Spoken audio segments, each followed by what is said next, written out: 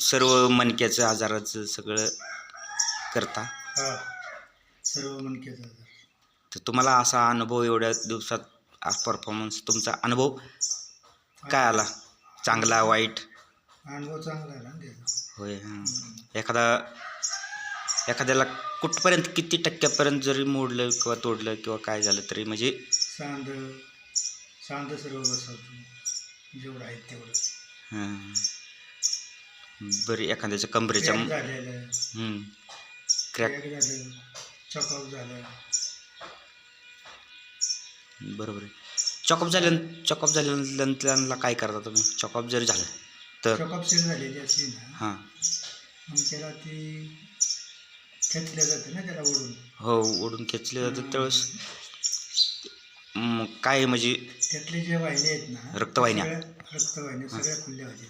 हां, त्यावेळेस तुम्ही जिथं प्रॉब्लेम असेल तिथला खोलल्यानंतर सगळं सांध आहेत ना, सांध सगळं बसवलं त्याला. पण तुम्हाला असा अनुभव आलेला आहे का कधी कोणत्या पेशंटला काय अडचणी आल्या? नाही, तशा लय अडचणी येतात ना. कुणाचं मनकच असतात, कुणाचं काय असतं, तोंडला असतात, कुणाला चालता येत नाही, कुणाला काय करता येत नाही, पाय मुरगळलेला असतात. हा ना, ते उपाय करतो हा त्याच्या परफेक्ट उपाय म्हणजे लोक डॉक्टरकडे जातात पहिल्यांदा आपल्या भीतीमुळं, पण ते डॉक्टरांकडे न जाता पहिल्यांदा इथं आल्यानंतर पहिला प्रथमोपचार हा केल्यानंतर एकदम चांगलं होतं. 50% इथंच तुम्हाला तुमचं परीक्षा ज्ञान केलं की मग नंतर त्याच्या पुढचा पर्याय तुम्ही त्यांना सांगू शकता. हां, जर तुमच्या आवाक्यात असेल 50, 60, 70% तुमच्या आवाक्यात असेल तर तुम्ही इथंच करू शकता नीट, आणि जर तुमच्या आवाक्यात नसेल तर तुम्ही पुढचा पर्याय सांगू शकता. पण पहिल्यांदा कुठल्याही माणसाने पडलं काय झालं तरी इथं तुमच्याकडे पहिल्यांदा आलं पाहिजे.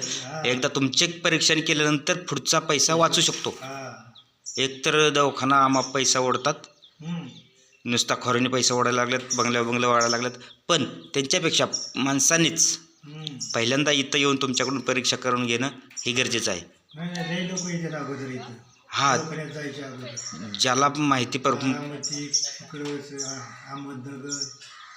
पुण्यापासून लोक आहेत, पुण्यापासून सातारपासून माणसं येतात तुमच्याकडं. लिस्ट पण असेल ते प्रत्येक माणसाची लिस्टसुद्धा आहे. बरं, असू द्या. हो, हां ना, हां, बरोबर. एवढं तुम्ही चांगलं कर्तव्य करताय. देव तुमच्या चरणी तुमची भक्ती आणि श्रद्धा ही पाहून मन प्रसन्न झालं आणि तुमच्या भावी वाटचालीला शुभेच्छा. थँक्यू, धन्यवाद, वेलकम. किती पैसे घालवा, किती बी पैसे घालवा, अजिबात निघू शकत नाही.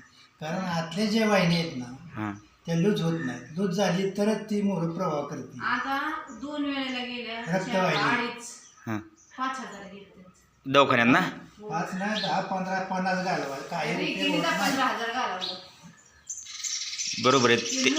त्याच्या उपायच नाही. डॉक्टर लोक काय करतात, आता नवीन टेक्नॉलॉजी त्यांनी प्रसारित केली. काय करतात ते त्यांच्या मशिनीला काम लावण्यासाठी, एकदा माणूस आलं की त्यांच्या मशिनीला काम लावण्यासाठी त्या पद्धतीने त्यांच्या पद्धतीने चालवतं. मग माणूस काय म्हणतं, एकदा तिथं गेलं की मग ते पैशाचा विचार करत नाही. 5-10 हजार ते डॉक्टर जेवढं म्हणेल तेवढं ते पैसे देतात.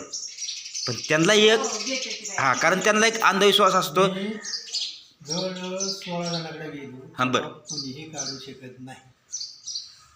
तुमच्यावर ज्यावेळेस वेळ आली होती त्यावेळेस माझ्यावर ज्या वेळेस वेळ आली ना, तेव्हा मी लई ठिकाणी पडलो.